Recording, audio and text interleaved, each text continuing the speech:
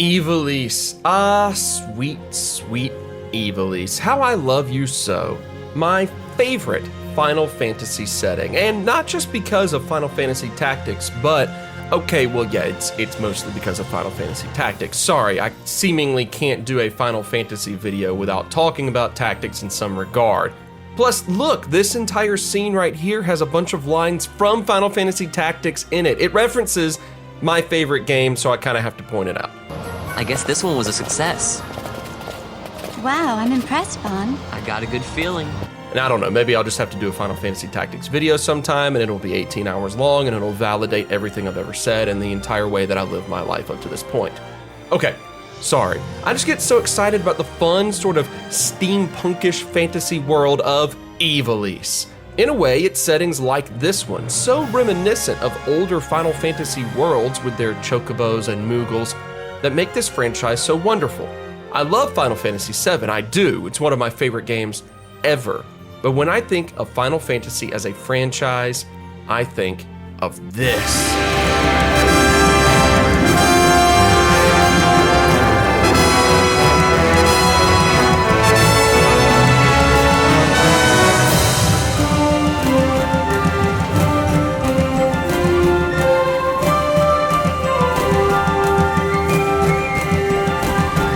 And look, I don't know why this guy has a belt on his neck, but I do know one thing. The Gambit System rules.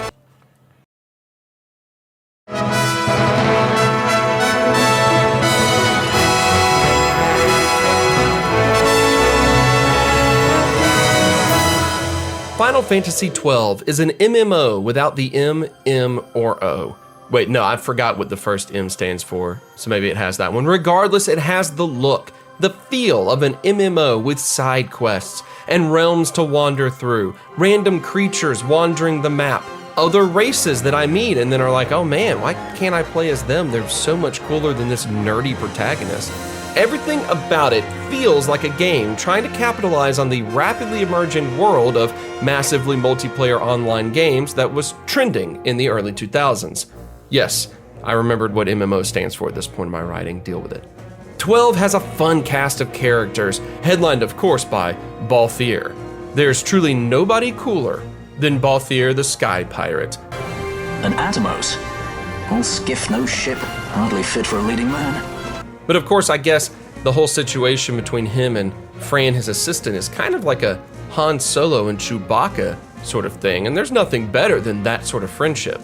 Wait, no, hold on, I'm just now realizing there's also the mysterious orphan who brings the whole gang together. There's the hidden, strong-willed princess.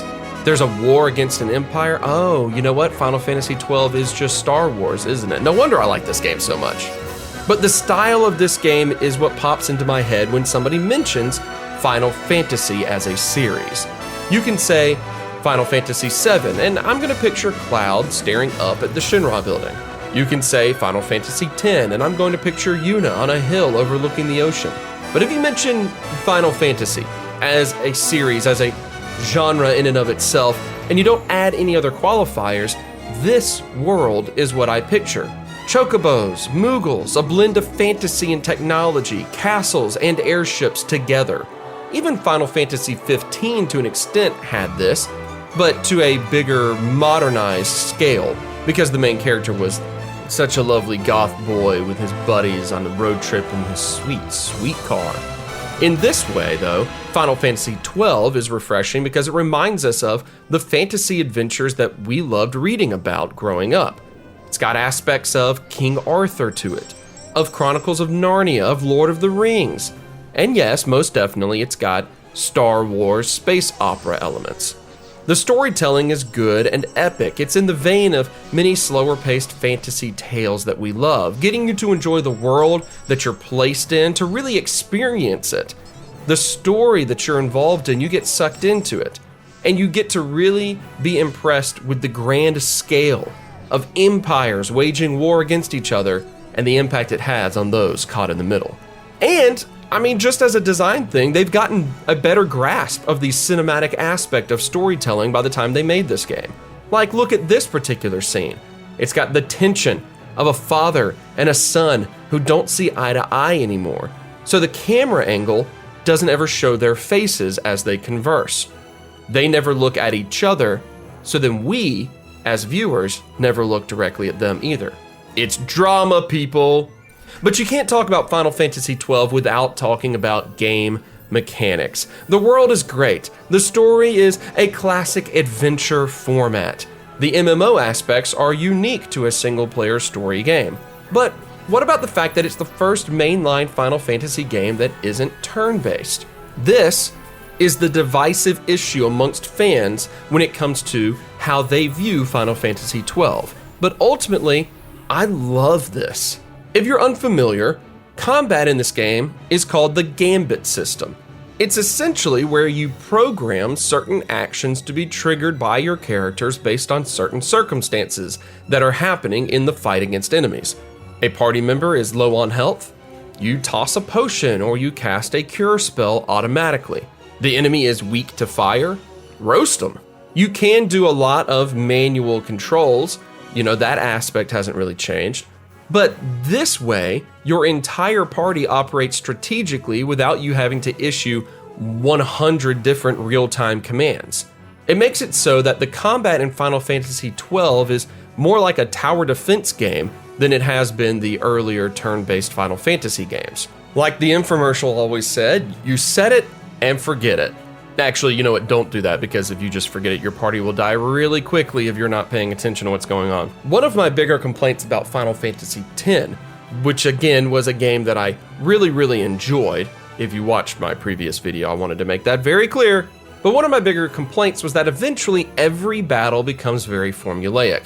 Even random encounters require a set order of events to win. You come across somebody that has some sort of protections automatically built into them, so you have to do a magic break to then be able to cast the spells, and then swap out this party member for another one who has skills that actually finish the fight, and you do all of this just to beat a couple of in-game enemies. If you're the type of person that plays a lot of games because you really enjoy game design and structure, then Final Fantasy X is one of those that you'll really enjoy because you have to follow the formula, and you love the formula that you have to follow. Me personally, I don't get into games that have one method of success. I can't play MOBAs as a genre because of this fact.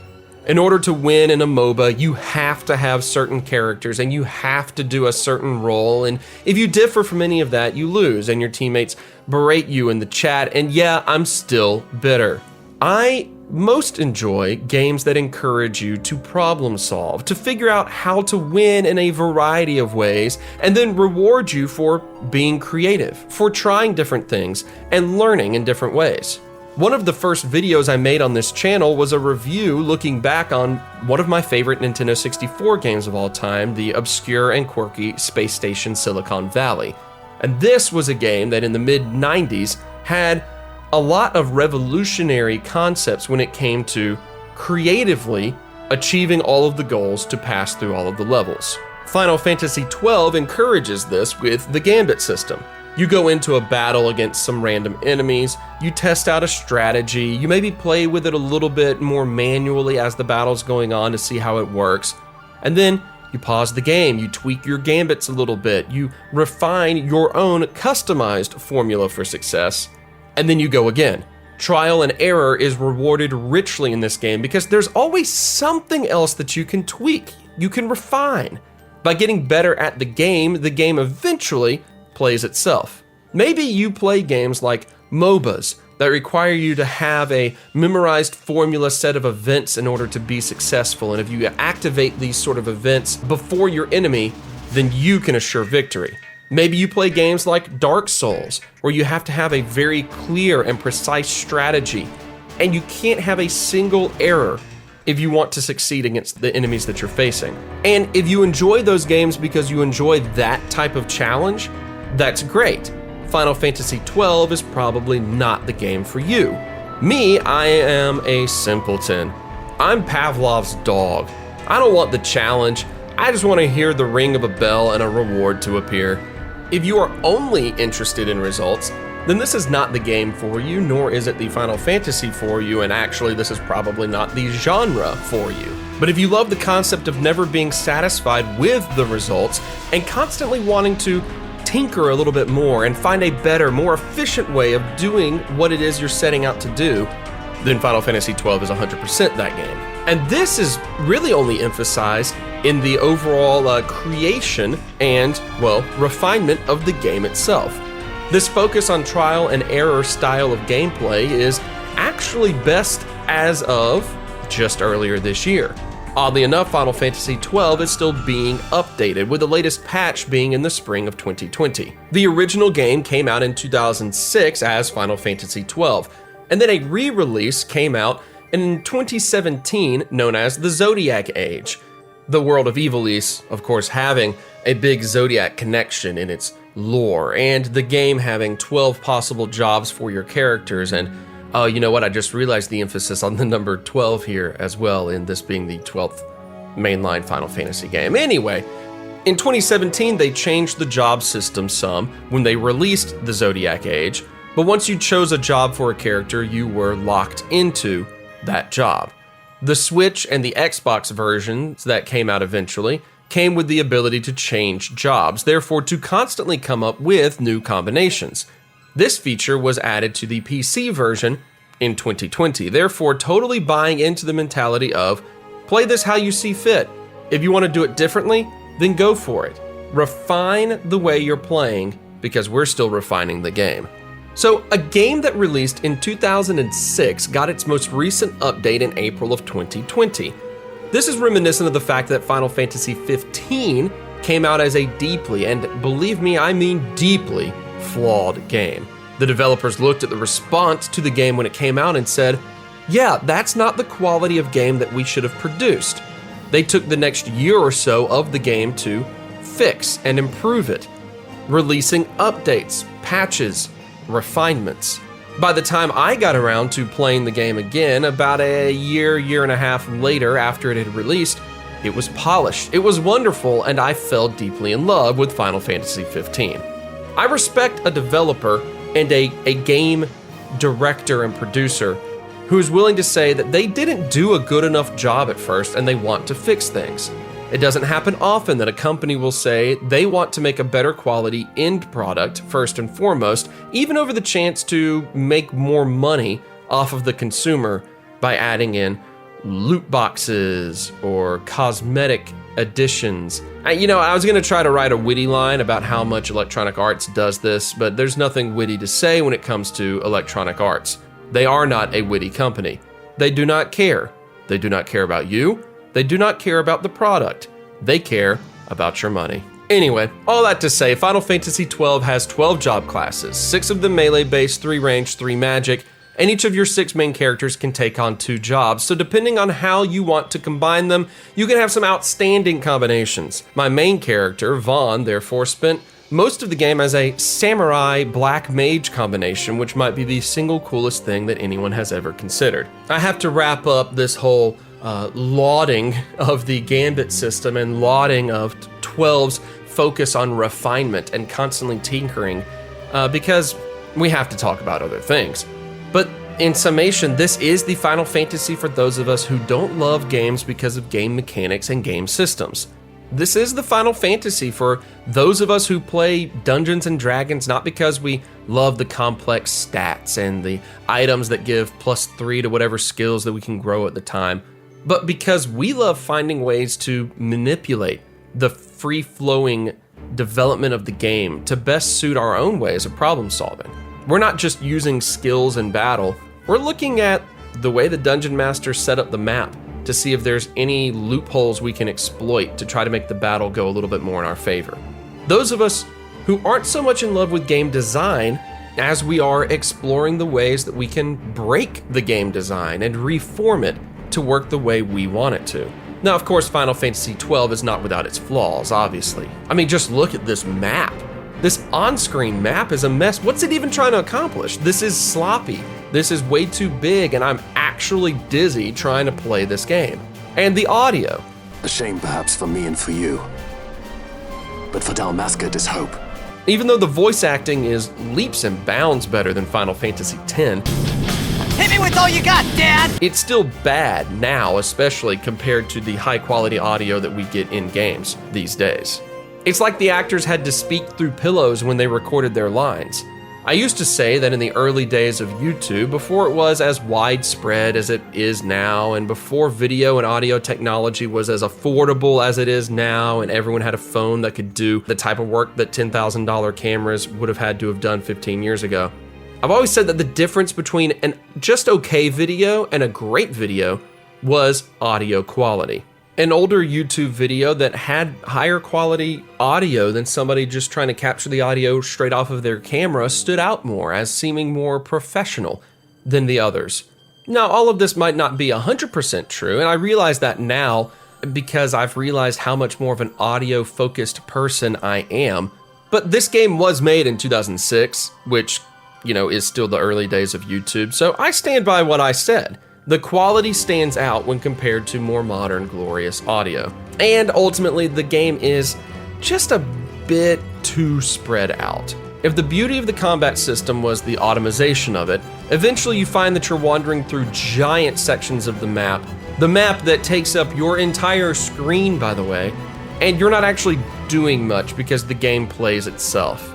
Thankfully, they have added in the speed up time button, which I've used more than I would normally have admitted if not for this paragraph that I've written here to read and record later on. And the story, I'll just be honest with you, as someone that loves unashamedly Final Fantasy Tactics, mostly because I think it is a vastly underrated story, there's a lot of elements of Final Fantasy XII that, well, they kind of seem to have stolen directly from Tactics. Not just the world of Evil East, not just the overall setting, but some of the monsters that are around, some of the more unique Zodiac monsters in particular, are taken directly from Tactics, and some of the plot elements as well are, essentially exactly the same.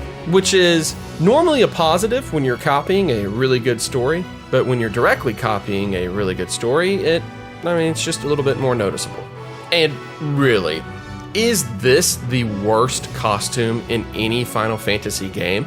This isn't the outfit for a princess who's trying to lead a rebellion. This is the outfit for a college girl attending a terrible music festival. Tell you what, if this is not the worst Final Fantasy costume, drop a comment with the worst Final Fantasy outfit that you've ever seen.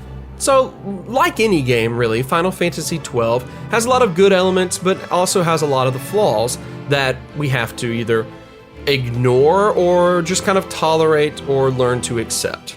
Yet at the end of the day, this game is appealing for all of the reasons that we love Final Fantasy to begin with. We feel drawn to the adventure.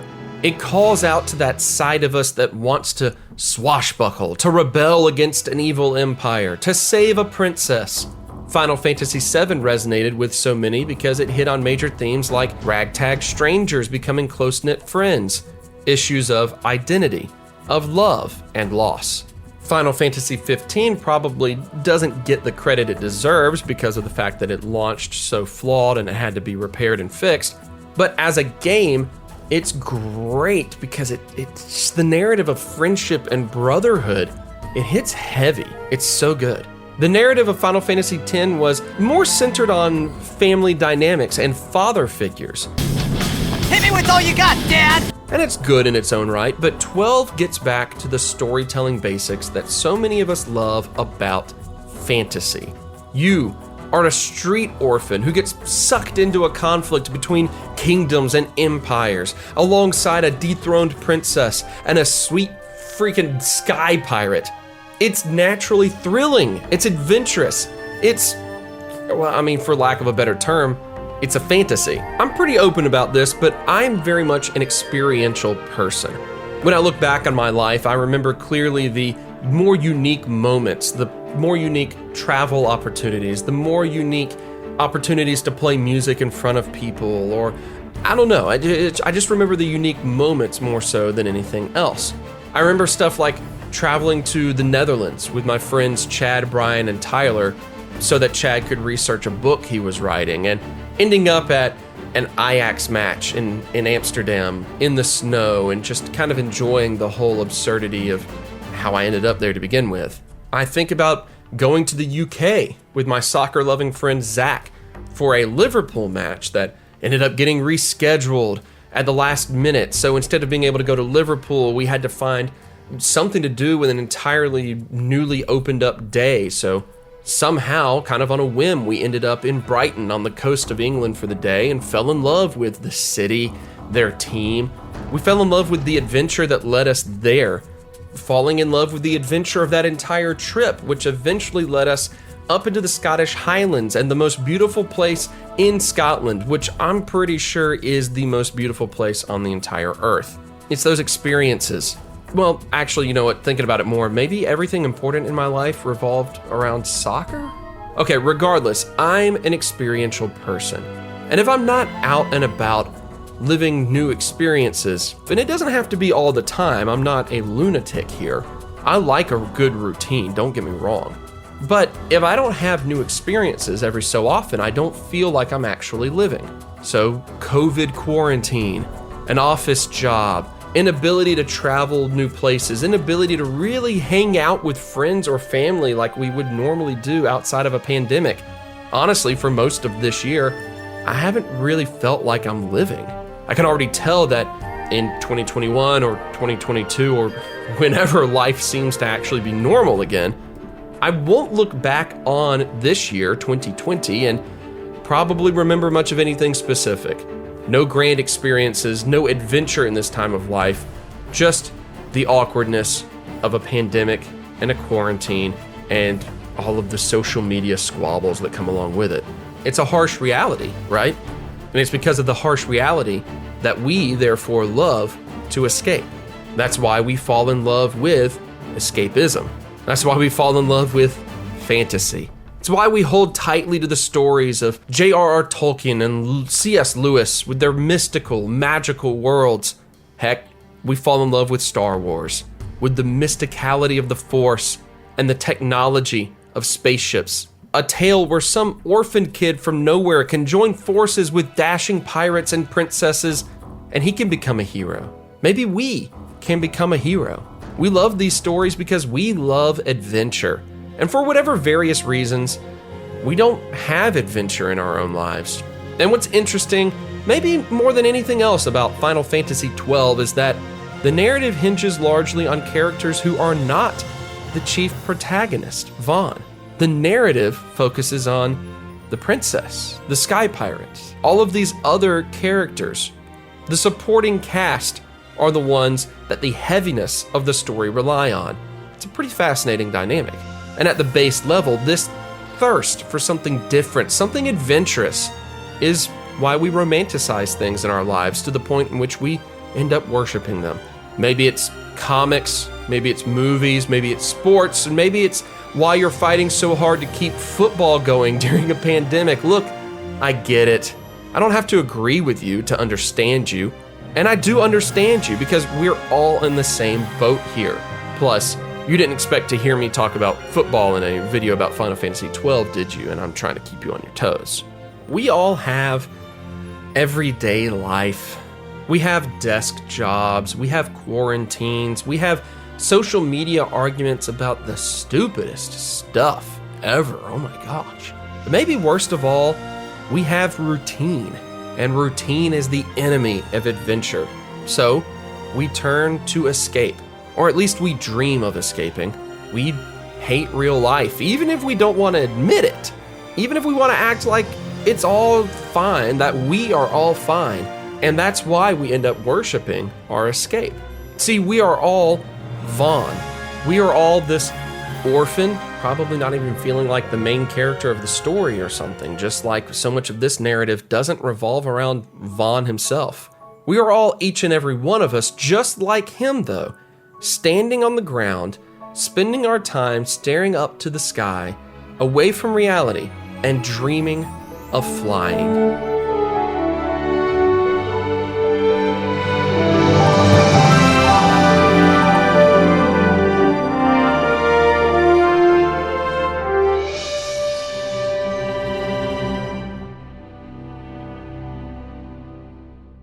I got a good feeling.